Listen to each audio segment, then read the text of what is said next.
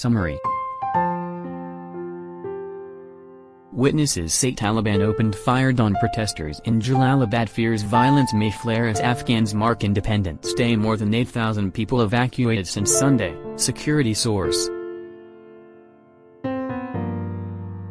Kabul, August 19, Reuters. As the United States and other Western powers pressed on with the evacuation of their nationals and some Afghans on Thursday, the rest of Afghanistan waited to see whether the nation's Independence Day would stir more anti-Taliban protests.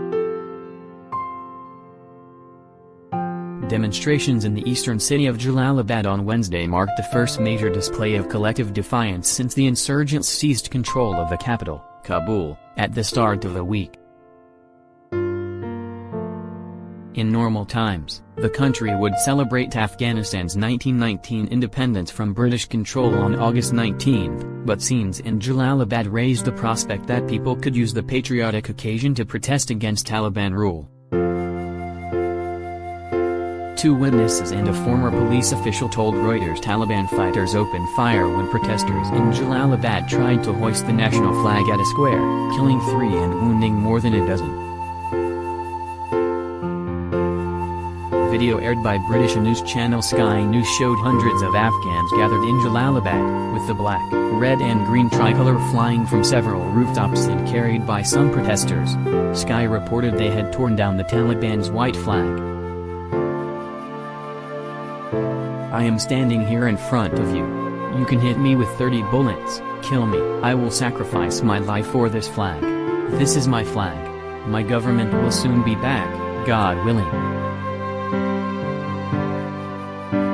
said one protester wrapped in the tricolour in the Sky report.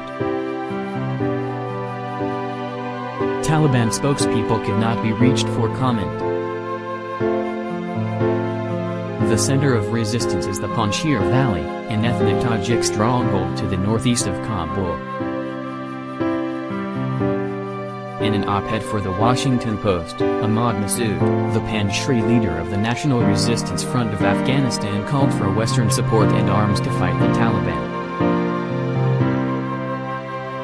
"I write from the Panjshir Valley today, ready to follow in my father's footsteps, with Mujahideen fighters who are prepared to once again take on the Taliban," wrote Massoud, the son of Ahmad Shah Massoud, a resistance leader killed by suspected al-Qaeda militants on behalf of the Taliban in 2001.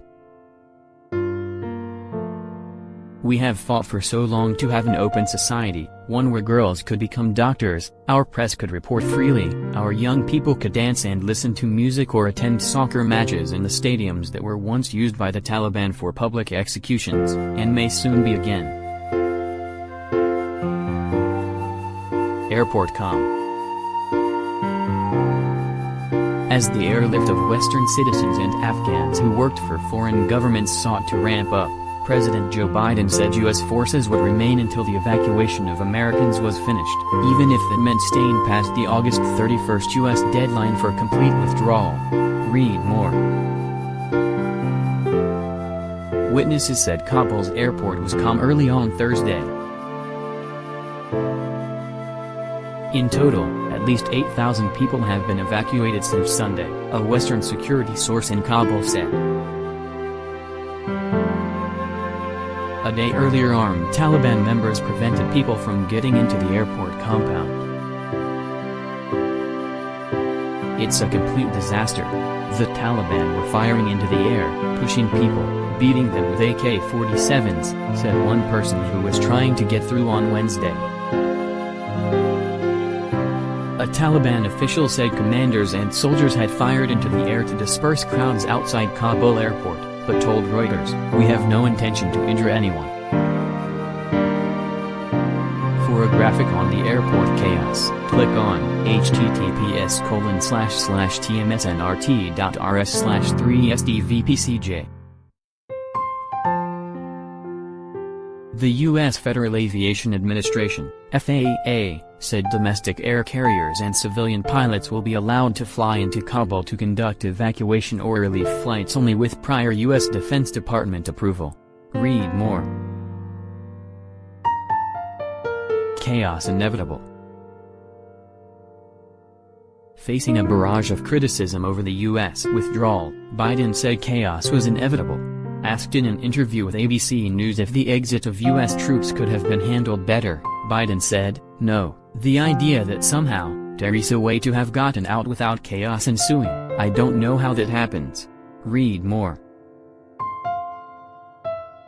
A new government to replace that of President Ashraf Ghani, who is in exile in the United Arab Emirates, may take the form of a ruling council, with Taliban Supreme Leader Hibatullah Akhundzada in overall charge, a senior member of the group said. Afghanistan would not be a democracy.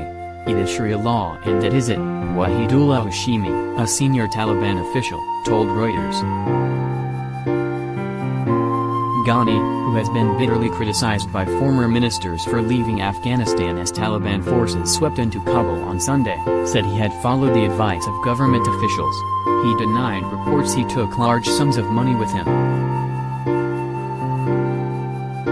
"If I had stayed, I would be witnessing bloodshed in Kabul," Ghani said in a video streamed on Facebook.